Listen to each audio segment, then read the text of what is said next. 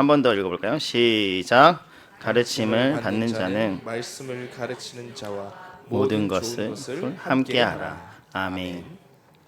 군사부 일체라는 말을 알고 계십니까? 임금과 스승과 아버지는 다 그들에게 받는 은혜가 다 동일하다는 겁니다. 우리는 세 존재를 똑같이 존경하고 그 은혜를 받았으니 똑같이 충성해야 된다는 말입니다. 예전에는 이런 말을 많이 사용했었는데요. 그래서 은혜를 보답해야 할 사람 중에 꼭 들어가는 부류가 있으니 그 사람이 바로 스승이었습니다. 그런데 요즘에는 이 군사부 일체라는 이 말을 사용하기가 무색할 정도입니다. 교권이 땅에 추락했다는 말은 이미 오래전부터 나왔고 이미 규정화된 사실입니다. 교사들 중에 자신의 직장을 이직하고 싶다, 아니면 아예 그만두는 사직을 하고 싶다고 하는 사람들이 과반수가 넘은 지도 오래입니다. 예전에는 스승의 그림자도 밟지 마라는 말이 있었는데 이제는 대놓고 교사를 무시해도 아무도 뭐라고 하지 않습니다. 부모들이 아이를 조금 낳다 보니 그들을 과잉 보호하고 자신의 아이들에게 교사가 조금이라도 뭔가 잘못한다면, 실수한다면 곧바로 교육청에 민원을 넣어서 그들이 강한 징계를 받도록 만듭니다. 그걸 넘어서서 진짜 몰상식한 부모들은 자기 자녀에게 뭔가 잘못했다? 그럼 학교로 찾아가서 교사들에게 폭력을 휘두르기까지 하는 모습들이 매스컴을 통해서 자주 등장합니다. 이게 어떻게 정상적인 부모의 모습입니까? 어떻게 그런 부모 밑에서 자라나는 아이들이 정상적으로 교사를 존경하겠습니까? 심지어 체벌이 금지된 학교에서 학생들이 이제는 교사들에게 아나무인의 태도로 일관합니다. 교사들이 할 수 있는 게 거의 없어졌습니다. 별점 몇 점 주는 걸로 어떻게 그 아이들을, 그 질풍노도의 시기에 있는 아이들을 통제할 수 있겠습니까? 여러분도 여러분의 자녀들에게 아무리 말해도 듣지 않는 그 아이들인데 혈연관계도 아닌 아이들을 교사들이 어떻게 지도를 하겠습니까? 그러다 보니 학생들은 교사들을 존경하기보다 교사들을 그냥 무시하고 가볍게 여기는 것이 이제 일반화되었습니다. 제가 너무 과하게 말하는 걸까요? 아니요, 천만의 말씀. 저도 목사가 되기 전에 교사로서 학교에서 근무를 했었는데 학교 안의 실정은 이보다 더 심각합니다. 이것은 그냥 현실입니다. 이 정도라면 스승의 날을 지키는 것이 과연 의미가 있는가에 대한 질문까지 듭니다. 그냥 이렇게 된 마당에 그냥 교사가 굳이 필요한가? 라는 질문도 듭니다. 그냥 AI도 개발되었으니, 잘 발달되었으니 그냥 AI를 통해서 지식 전달받고 뭐 그런 매체들을 통해서 그냥 학업을 하는 게 낫지 않을까 하는 생각도 듭니다. 그런데 절대로 그렇지 않습니다. 교사는 단지 지식 전달만 해주는 존재가 아닙니다. 어떤 교사를 여러분이 만나느냐에 따라서 한 사람의 인생이 송두리째 바뀌게 됩니다.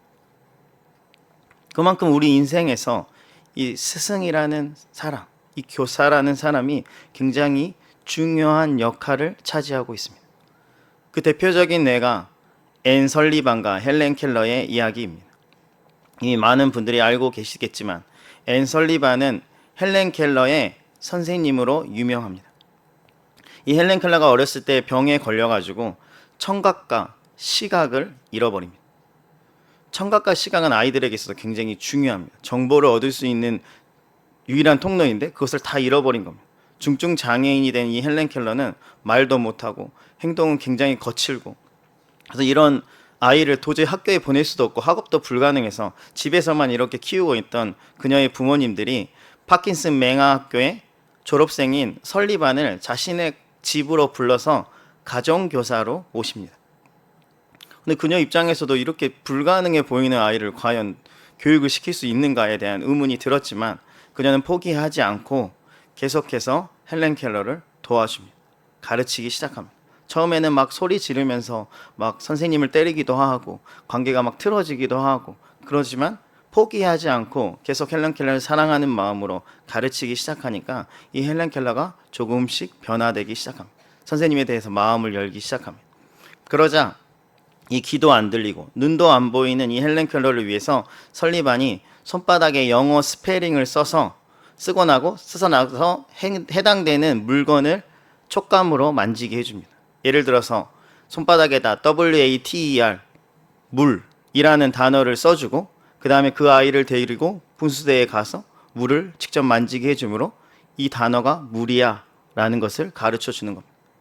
처음에는 잘 되지 않았는데 계속 이게 진행되다 보니 차츰 이 헬렌 켈러가 습득을 하는 겁니다. 수많은 단어들을 습득하고 눈부시게 발전하기 시작하더니 어느 시기가 되니까 이제 정규 교육 과정에도 들어갈 수 있게 그 정도로 학업이 뛰어나게 됐습니다.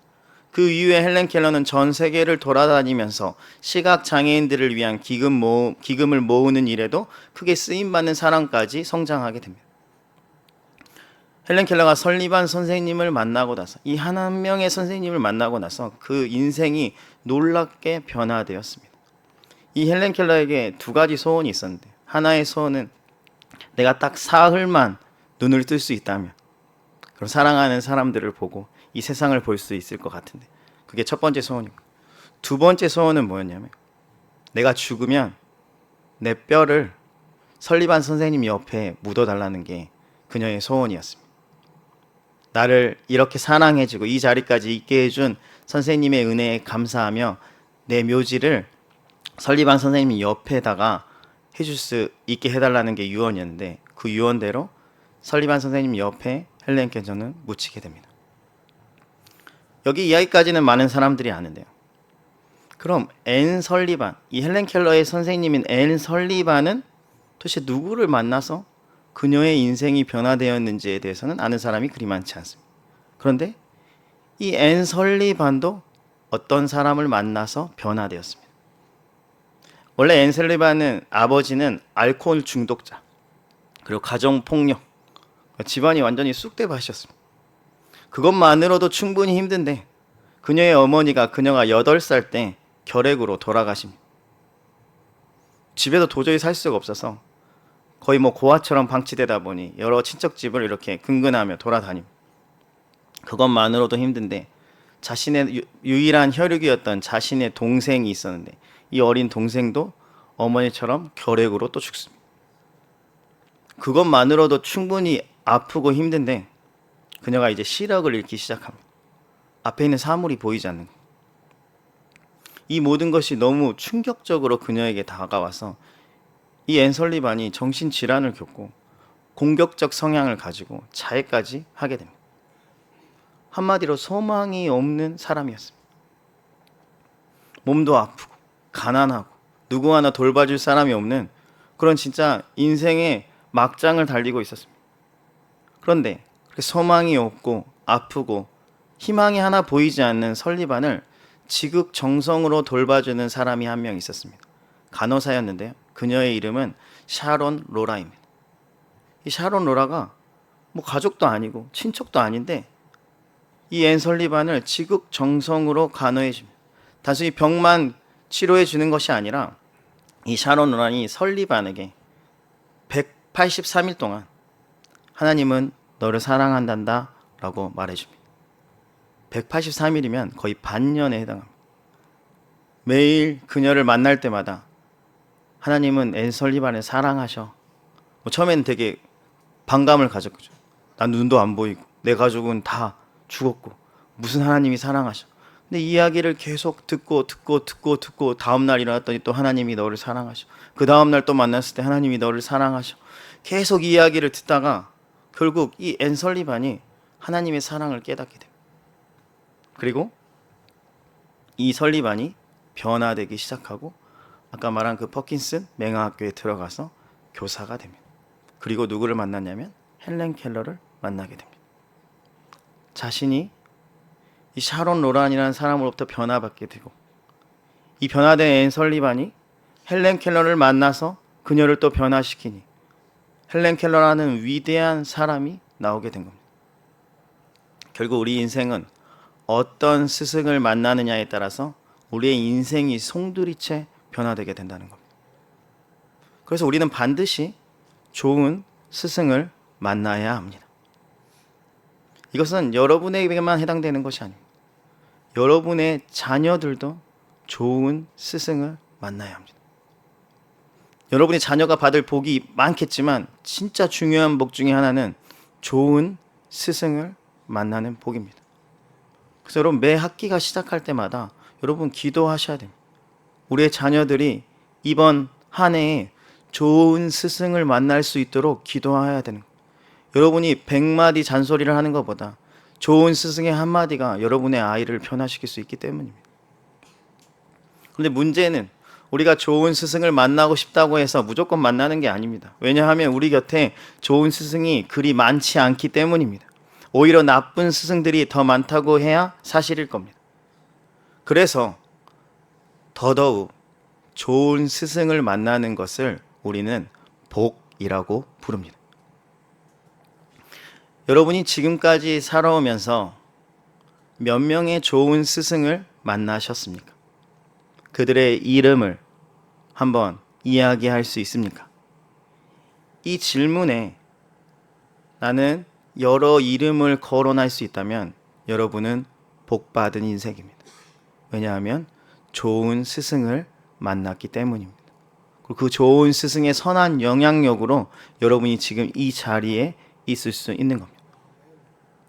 그런데 이 질문에, 이 동일한 질문에 아무리 생각을 해봐도 아무런 이름도 아무런 기억도 나지 않는다면 참 불행한 것 같습니다. 근데 의외로 이런 사람들이 허다하다는 겁니다. 그러니 우리는 늘 우리뿐만 아니라 우리의 자녀들까지도 좋은 스승을 만날 수 있도록 기도해야 한다는 겁니다. 스승의 중요성은 입이 닳도록 이야기해도 부족합니다. 오늘 하루 종일 스승에 대한 이야기만 나누어도 나눌 수 있을 정도로 스승의 중요성은 굉장히 강조되는데요. 근데 이것은 비단 학교나 사회에서뿐만 아니라 교회에서도 마찬가지입니다. 어떤 영적 지도자를 내가 만나느냐가 나의 영혼에 큰 영향력을 미치게 된다는 거예요. 뭐 퍼센티지로 할 수 없지만 제가 보기에는 50% 이상을 차지한다고 해도 과언이 아닙니다. 좋은 영적 지도자를 만나면 나의 믿음이 성장할 뿐만 아니라 하나님의 나라와 영광을 위해 살아가는 그런 믿음의 거장으로 쓰임받게 된다는 겁니다. 반대로 악한 영적 지도자, 저는 이 말이 좀 이게 말이 안 맞다. 악한 영적 지도자는 없죠. 그러면 사꾼이라고 합니다. 사꾼을 만나게 되면 그나마 여러분이 갖고 있던 그 믿음마저 다 잃어버리고 그것만으로도 큰 손해인데 나중에는 아예 신앙, 교회를 떠나버린다는 거예요. 교회 아예 쳐다보고 싶지도 않다. 여러분 교회를 떠난 많은 사람들을 가서 인터뷰하면 많은 경우에 뭐 하나님이 싫어서가 아니고 교회의 지도자가 싫어서 떠난 사람이 수없이 많습니다. 그만큼 영적 스승이 우리에게 미치는 그 영향은 어마어마하다는 겁니다. 그런 면에서 여러분은 참 복받은 인생입니다. 왜냐하면 좋은 담임 목사님을 만났기 때문입니다. 별로 아멘 안 하시네. 뭐 여러분이 하든 안 하든. 그리고 제가 뭐 아부하는 것도 아니고 이것은 저도 감사하는 제목입니다. 제가 좋은 담임 목사님을 부교육자로 섬길 수 있는 것이 저의 감사의 제목 중에 하나입니다. 그런 기회가 흔치 않기 때문에 담임 목사님은 여러분을 위해서 귀한 말씀을 바르게 선포해 주시고 그래서 여러분이 막 은혜를 받지 않습니다. 그것만 해주셔도 감사한데 삶으로 그 말씀을 어떻게 성취하시는지 어떻게 살아가는지를 직접 보여주십니다. 늘 어떤 문제를 만났을 때 사람의 생각과 방법이 아닌 하나님이 과연 무엇을 좋아하실까? 하나님의 뜻은 어디에 있을까를 늘 고민하며 기도하며 결정하고 함께 그 일을 도모하기 위해서 여러분을 선한 길로 인도해 주시기 때문에 여러분 좋은 목사님을 만난 겁니다. 여러분 이런 목사님을 만나는 게 여러분 결코 쉽지 않습니다. 앞에서 말했듯이 좋은 스승을 만나는 게 그리 쉬운 일이 아닙니다. 여러분 여러 교회를 안 돌아다녀 봐서 여러 목사님들을 안 만나 봐서 그냥 우리 목사님 정도 목사님이 많이 있겠지라고 생각하지만 천만의 말씀입니다. 좋은 목사님을 만나는 것은 진짜 큰 행운입니다. 여러분에게 그 행운이 찾아온 겁니다. 담임 목사님 만나면 좀 감사합니다라는 말을 좀 해주시길 바랍니다. 꼭 스승의 주일이 아니더라도. 그렇다면 좋은 스승을 만났을 때, 좋은 영적인 스승을 만났을 때 우리는 어떻게 대해야 할까요? 그분을 어떻게 대하는 것이 성경적일까요? 우리 오늘 말씀을 다시 한번 읽어볼까요? 갈라디아서 6장 6절입니다. 다 같이 읽어보겠습니다. 시작! 모든 좋은 것을 함께 하라. 아멘. 배우는 자는 가르치는 자와 모든 좋은 것을 함께 하라고 명령하고 있습니다. 다른 말로 하자면 스승에게 은혜를 받았습니까? 그러면 그 은혜를 갚으십시오 라고 말하는 겁니다. 갈라디아 교회의 입장에서 이 말씀을 다시 비추어 본다면 제자들이 영적 지도자에게, 영적 스승에게 그 무지가 해결되는 그 은혜를 받았다면 그 제자들은 영적 스승의 생계를 책임져 줄 수 있어야 합니다라는 말입니다. 그것이 좋은 것을 함께 하라는 뜻입니다. 자, 이제 여러분에게 질문을 바꿔보면 여러분은 영적 스승과 좋은 것을 함께 하고 있습니까? 여러분 좋은 것을 영적 지도자들과 함께 하고 있습니까? 대부분 우리는 좋은 것은 우리 가족들과 함께 합니다. 내 가족, 조금 넓은 내 친척, 조금 더 넓은 내 친구, 이게 나의 바운더리. 그 안에 영적 지도자는 포함되어 있지 않습니다. 물론 제 말을 오해해서 무조건 교육자에게 여러분이 뭐 좋은 거 생기기만 하면 다 갖다 바쳐라, 뭐 이런 이단의 교주와 같은 말을 하는 것은 아닙니다.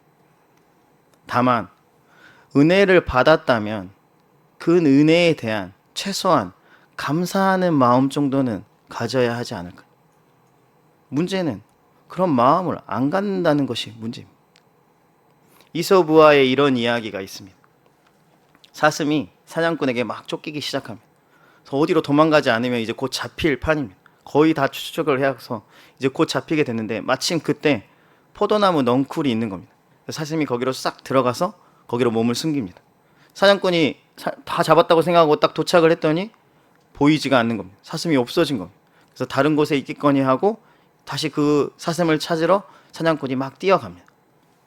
사슴이 다행이다 하고 한숨을 쑥 내쉬고, 근데 갑자기 위기가 다 벗어나니까 배가 고파진 겁니다. 근데 앞에 보니까 포도나무 넝쿨의 잎사귀가 너무 맛있게 보였습니다. 그래서 그것을 우걱우걱 먹기 시작합니다. 포도나무가 그만 먹어, 나 너무 아파 라고 말하는데도 듣지 않고 계속 먹어치웁니다. 어느새 거의 다 먹어버렸습니다. 근데 이 지나갔던 사냥꾼이 다시 사슴을 놓쳤던 그 자리로 되돌아옵니다. 그런데 거기에 자신을 가려주었던 이 포도나무 넝쿨 잎사귀가 다 사라져버린 그 사슴이 훤히 보이는 그 모습을 보게 된 겁니다. 사냥꾼. 그냥 손쉽게 사슴을 딱 잡아서 낚아채서 가져갑니다. 그제서야 사슴이 내가 포도나무한테 진짜 잘못했구나 뉘우쳤지만 이미 때는 늦었습니다. 이 이야기는 배응망덕하게 되면 자신에게 큰 화가 미치게 된다는 이야기입니다. 화장실 갈 때야 나올 때가 다르다는 말을 우리 자주 사용합니다.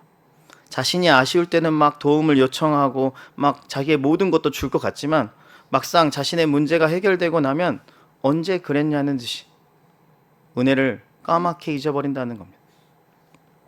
그런데 우리도 그럴 때가 있습니다. 분명히 힘들 때는 영적 지도자를 찾아가서 막 상담도 부탁하고 기도도 부탁하고 그래서 영적 지도자들이 여러 가지로 막 도움을 주는데 정작 그 문제가 해결되고 나면 입을 딱 씻고 끝이라고 말합니다. 물론 영적 지도자가 무슨 보답을 원해서 여러분에게 그렇게 하는 것은 아니지만 문제는 그렇게 도움을 받고 난 지 얼마 지나지 않아서 이런저런 일로 영적 지도자와 마찰이 생기게 되면 태도를 돌변합니다. 그리고 영적 지도자를 공격하기 시작합니다. 섭섭한 마음 때문에 내 이 섭섭한 마음을 공격으로 받아치겠다는 겁니다. 나 상처받았어. 저 영적 지도자 때문에 나 짜증나. 그래서 뭐 있지도 않은 동네에 막 유언비어를 막 퍼뜨리면서 사람들에게 성도들 찾아가서 나 이렇게 지금 공격당했어라고 말하며 막 여러 사람들을 찾아가서 유언비어를 퍼뜨립니다. 그리고 나중에는 교회를 떠날 때 영적 지도자에 대한 원망과 불평만을 덩그러니 남겨놓고 휙 사라져버립니다. 이런 사람이 방금 이솝우화에 나온 사슴과 같은 사람입니다. 지금 저는 은혜를 갚으라고 말하는 것도 아닙니다. 최소한 악으로 은혜를 갚지는 말라는 겁니다. 그것이 배응망덕 아닙니까? 배응망덕의 뜻이 뭡니까? 은혜를 잊고 배신하는 것. 이런 일들이 자주 생기면 지도자는 사람인지라, 영적 지도자도 사람 아닙니까? 참 힘들고 섭섭하고 낙심됩니다. 여러분도 그런 일이 생기면 누군가 여러분을 배신하면 여러분도 섭섭하다, 나 힘들다, 그래서 나 도와달라 이렇게 말하지 않습니다. 영적 지도자는 뭐 강철 인간입니까? 그렇지 않습니다. 분명히 나름 온 힘을 다해서 도와주었는데 감사한다는 말은 바라지도 않는데 원망과 불평을 늘어놓을 때가 너무너무 많습니다. 저는 지금 영적 지도자에게 좋은 선물, 막 비싼 선물 가져다 바쳐라 이런 얘기를 하는 게 아닙니다. 최소한 받은 은혜를 비난으로는 갚지 말라는 겁니다. 이것은 꼭 교회 다니는 사람들이 아니라도 그냥 사람과의 관계에서 사람과 사람 사이에서 최소한의 예의 아닙니까? 이건 그냥 예의를 좀 지키자는 이야기입니다. 부모에게 큰 효도는 못할지언정 불효는 하지 말아야 되는 거 아닙니까? 마찬가지로 영적 지도자를 막 엄청 극진히 대접하면서 뭐 비싼 맛있는 거 선물 뭐 멋있는 거 더 대접하라 이런 말이 아니고 최소한 근심이나 걱정은 끼치지 말아야 하는 거 아닙니까? 그 정도는 해줘야 되는 거 아닙니까? 물론 교회 생활을 하다 보면 영적 지도자에게 조금 서운한 감정이 들 수 있습니다. 우리 모두는 완벽한 사람이 아니니까 서로의 약점이 있기에 영적 지도자라고 뭐 여러분에게 아무런 상처를 주지 않는다 그럴 수는 없습니다. 그래서 뭐 영적 지도자가 다 잘했다 이런 말을 하는 것은 아닙니다. 그런데 지금까지 여러분이 영적 지도자에게 받았던 그 도움, 그것에 대한 감사함마저도 그 일로 인해서 헌시장처럼 버리고 지도자를 향해서 쓴마음을 내뿜는 그런 사람은 되지 말자는 겁니다.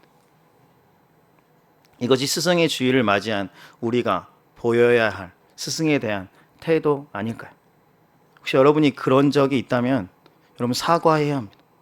영적 지도자를 찾아가서 자신의 잘못을 회개하고 사과해야 합니다. 그렇지 않으면 여러분 그냥 영적 지도자가 여러분을 미워한다 이런 게 아니고 결국 하나님과 여러분 사이의 그 죄가 결국 없어지지 않아서 계속 여러분은 영적으로 성장하는데 그게 자꾸 걸림돌이 될 겁니다. 사실 우리가 영적 지도자를 위해서 줄 수 있는 것은 정말 많습니다. 좋은 것들이 정말 많은데요. 그 중에 두 가지만 살펴보도록 하겠습니다. 첫 번째는 기도입니다. 영적 지도자를 위해서 기도해 주는 겁니다. 여러분 기도는 엄청난 돈이 없어도 할 수 있지 않습니까? 여러분에게 무슨 샤넬백을 가져오라는 것도 아니고 뭐 최고급 벤츠 승용차를 세단을 가져오라는 것도 아니고 영적 지도자를 위해서 기도는 할 수 있지 않습니까? 그런데 이 기도가 큰 선물이라는 겁니다. 그런데 의외로 또 영적 지도자를 위해서 기도하는 사람들이 없습니다. 이것이 문제입니다. 기도하는 데는 돈도 안 들고 조금의 시간만 들이면 언제든지 어디서나 할 수 있는데 누구나 할 수 있는데 심지어 오늘 교회에 온 사람도 처음 온 사람도 할 수 있는데 아무도 하고 있지 않다는 것이 문제입니다. 거기엔 여러 가지 이유가 있습니다. 뭐 바빠서 뭐 내가 뭐 다른 기도 제목이 많아서 또 그런 것 중에 하나는 영적 지도자 정도 되면 영적인 고수인데 뭐 자기가 다 알아서 하겠지 다 기도하겠지 하고 그냥 내가 기도 안 해줘도 된다라는 생각이 있기도 하고 또 나는 일개 성도인데 무슨 또 그런 기도는 목사님을 위한 기도는 뭐 서리 집사 뭐 아니면 뭐 구역장 뭐 조장 이런 사람들이나 해야지 내가 무슨 다 알아서 할 건데 라고 생각하고 서로 자꾸 미루다 보니 결국 아무도 담임 목사님을 위해서 기도하지 않는 겁니다. 여러분 이번 일주일 동안 담임 목사님을 위해서 몇 번을 기도하셨습니까? 다들 누가 하겠지? 저 사람이 하겠지. 나는 바쁘니까. 내 기도가 빨리 필요하니까. 그렇게 미뤄서 아무도 영적 지도자를 위해서 기도하지 않는다. 우리의 기도 제목 안에는 항상 담임 목사님을 위한 기도가 반드시 들어있어야 합니다. 어제 토요일이어서 청년들이 토요 기도회를 같이 모여서 했는데 저희도 청년들이 함께 합심하여서 담임 목사님을 위해서 간절하게 기도했습니다. 우리의 기도 제목 안에 담임 목사님을 위한 기도의 제목이 반드시 들어있어야 한다는 겁니다. 제가 어렸을 때, 제가 청년의 시기에 교회 안에는 정말 담임 목사님을 위해서 간절히 기도하는 권사님들, 집사님들이 있었습니다. 제가 학교 끝나고 대학교 끝나고 이제 공강 시간에 교회에 가서 기도를 자주 했는데 그렇게 가면 항상 그 앞자리에 권사님들 몇 분이 여러 기도 제목을 가지고 기도하는데 이렇게 같이 있으면 기도 제목이 들리지 않습니까? 크게 이제 통성으로 기도하다 보니 그러면 꼭 목사님 건강을 위해서, 목사님 가정을 위해서, 목사님의 교회를 위해서 기도하는 그런 권사님들이 그냥 의뢰 교회마다 최소 한두 명 이상은 다 있었어요. 그게 일상이었어요. 권사님들의 기도 제목 안에는 항상 담임 목사님을 위한 기도 제목이 우선순위에 있었어요. 그런 권사님들이 교회를 지키고 있었어요. 그런데 어느 순간부터 그런 권사님들, 그런 집사님들, 그런 성도님들을 교회에서 찾아보기가 힘듭니다. 물론 기도하는 성도들은 있죠. 근데 무슨 기도 하나 이렇게 들어보면 다 내 문제, 내 자녀 문제, 나의 삶이 평탄하게, 나 아픈데 고쳐주는, 다 나를 위한 기도 제목밖에 없습니다. 여러분 이번 주에 어떤 기도 제목으로 기도하셨습니까? 이제 우리가 담임 목사님을 위해서 기도할 때 아닙니까? 맨날 힘들고 어려울 때 안수기도나 부탁하는 그런 성도가 아니라 이제 담임 목사님을 위해서 여러분이 기도할 차례 아닙니까?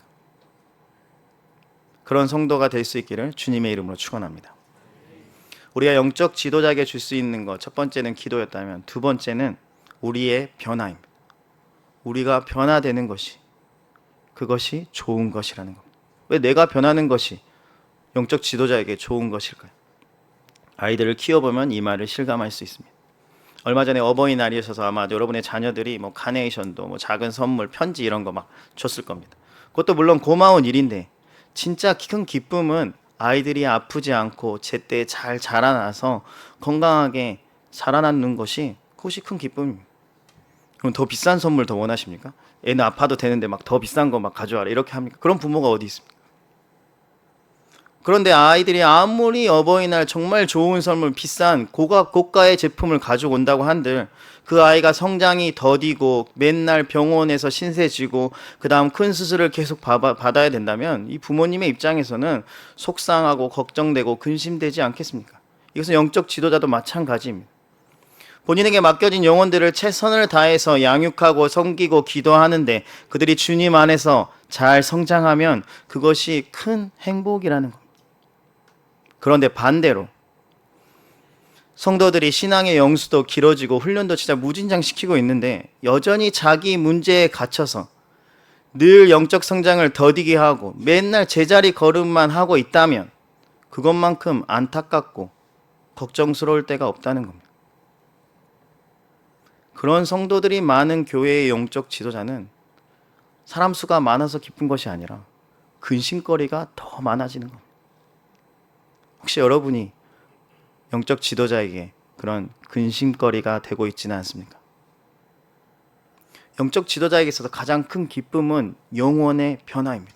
물론 이것이 사람의 힘과 노력으로는 되지 않습니다. 그건 맞는데 최소한 성도라면 그런 영적 변화를 갈망하는 마음 정도는 있어야 되지 않겠습니까? 그런 마음이 있으면 우리가 최소한 아주 조금이라도 변화되지 않겠습니까? 그런데 그런 것에는 하나도 관심이 없고 그냥 세상에서 어떻게 하면 성공할 수 있을까? 내가 어떻게 하면 번영할 수 있을까에만 오로지 온 힘을 다해서 살아가고 있으니 그런 성도들이 이 자리에 너무 넘치고 넘치니 영적 지도자들이 힘들다는 겁니다. 설교 시간이 마치 공허한 외침을 하는 시간이 되어버렸습니다. 어차피 여기서 말해도 저 문을 박차고 나갈 때 또 세상으로 가서 세상을 위해서 살아갈 사람들이니까. 그래서 하늘시학교의 성도님들은 영적 변화를 갈망할 수 있기를 주님의 이름으로 축원합니다. 성도들의 영적 변화는 영적 지도자에게 있어서 하늘 상급 포인트를 쌓는 겁니다. 여러분이 막 변화되기 시작하면 영적 지도자들이 하늘 상급을 팍팍 올릴 수 있습니다. 그런 성도들이 되어주시길 간절히 바랍니다. 그리고 또 하나 우리가 잊지 말아야 할 것 하나가 있다면 영적 지도자들이 여러분을 섬기는 것을 너무 당연시 여기지 말라는 겁니다. 이 말을 잘 이해가 되지 않을 수 있습니다. 영적 지도자라면 당연히 영혼을 섬겨야 되는 거 아니야? 근데 왜 섬기는 걸 당연히 여기지 말라지? 이렇게 생각될 수 있습니다. 맞습니다. 물론 당연히 영적 지도자들은 영혼들을 섬겨야 합니다. 잘 세우기 위해서 그 자리로 하나님께서 세워주셨습니다. 그런데 성도들이 섬김 받는 것, 영적 지도자에게 섬김 받는 것에 점점 익숙해지다 보면 나중에는 그것을 당연한 권리라고 착각합니다. 그리고 영적 지도자를 섬기려 하지 않고 되려 섬김만 받으려고 합니다. 그리고 섬기지 않으면 되려 화를 냅니다. 왜 나를 섬겨주지 않습니까? 왜 나를 섬겨주지 않습니까? 왜 구역장 나를 섬겨주지 않습니까? 왜 목사님 나 외면합니까? 화를 내고 돌아다닌다는 거예요. 예를 들어서 구역장이나 교역자가 자신이 맡은 성도들을 당연히 대접해야 한다고 생각합니다. 당연히 나에게 맛있는 걸 사줘야 되고 나에게 선물해줘야 되고, 물론 뭐 재정이 없어서 대접을 받아야 될 성도들에게 후히 드리는 거야 뭐 문제가 되지 않지만, 문제는 자신을 위해서는 쓸 것을 다 쓰면서 말씀을 가르치는 자에게는 전혀 섬길 줄 모르는, 그 좀 섬기라고 하면 그것을 너무 아까워하는, 야 우리 구역장 생일인데 선물 좀 줄까? 10,000원씩 거둘래? 너무 아까운데 5,000원 내면 안 돼?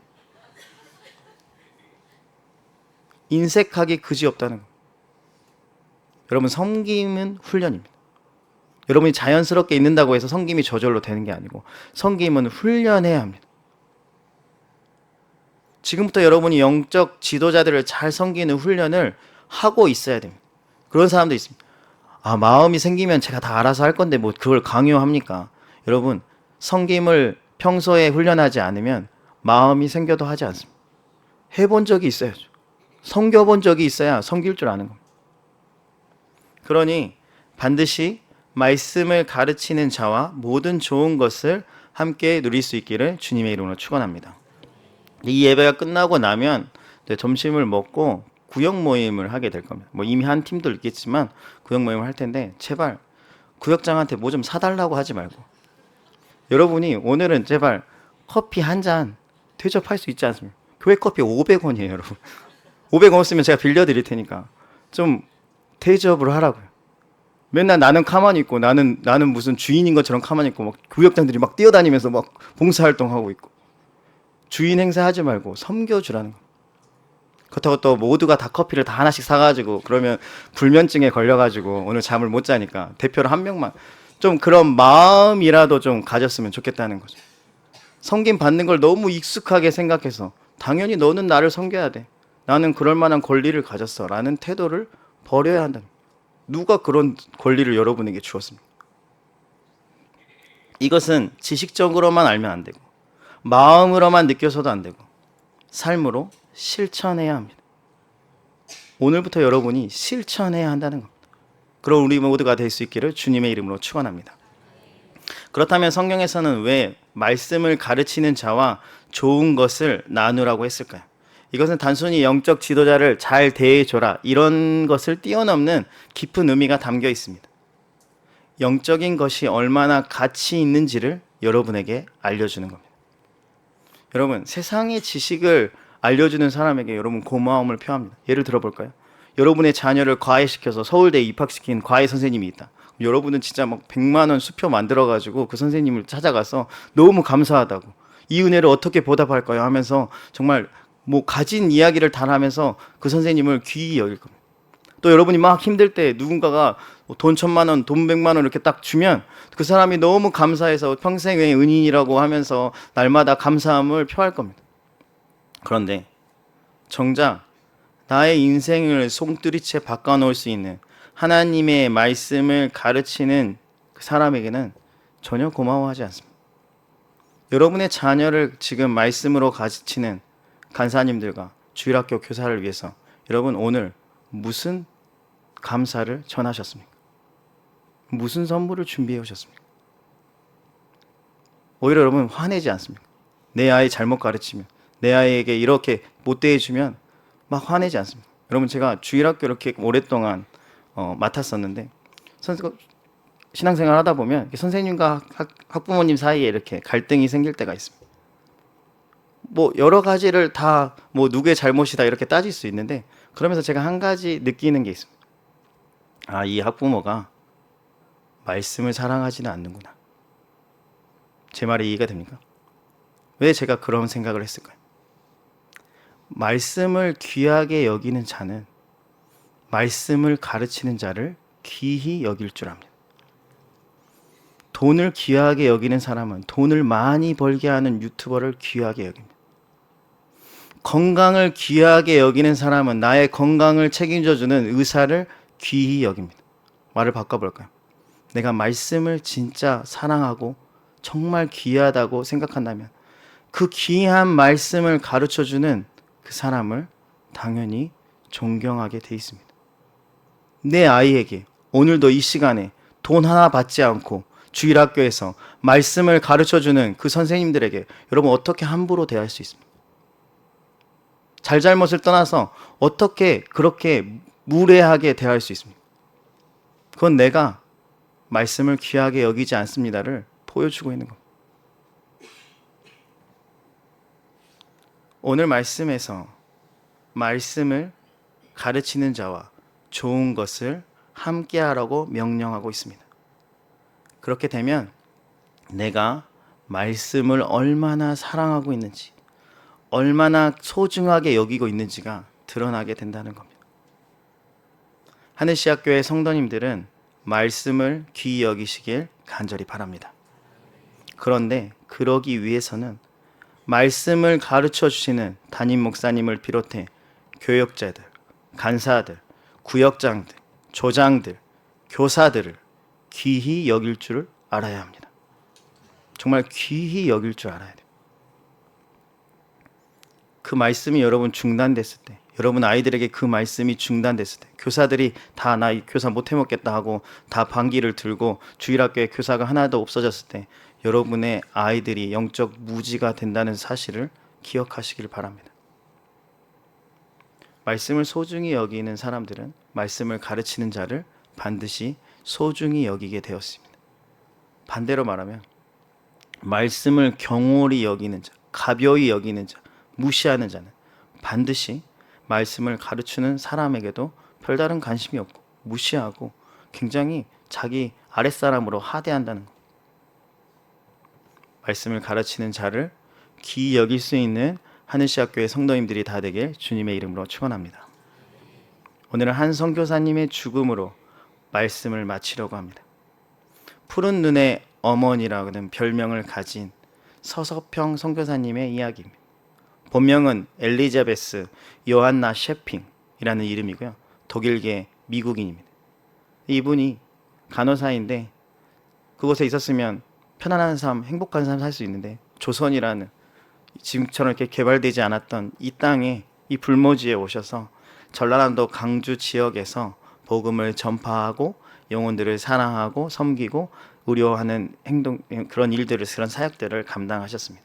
이 선교사님이 되게 특이한 점이 있는데요. 조선어를 잘 구현하셨을 뿐만 아니라 한복에 고무신을 신고 보리밥과 된장국을 먹으면서 그렇게 사역하셨습니다. 그래서 이분과 관련된 유명한 몇 개의 사진들이 있는데 그 중에 하나는 이분이 요즘에 나온 그런 개량한 건 좋은 한복 아니고요. 그냥 그 당시에 조선 사람이 입던 진짜 허름한 한복을 입고 그 아이들 업었을 때 옛날에 포대기라 그러죠. 이렇게 큰 이렇게 뭐 천 같은 거 그걸 이렇게 둘러서 한국 아이를 이렇게 업고 있는 그 외국인 여자인데 키가 이렇게 큰데 그 한복을 입고 동양 아이를 업고 있는 이 사진이 굉장히 유명한 사진 중에 하나인데요. 그게 이 선교사님인데 서서평 선교사님. 이 선교사님이 단순히 조선 사람하고 똑같이 살았다, 특이하다 이 정도가 아니고요.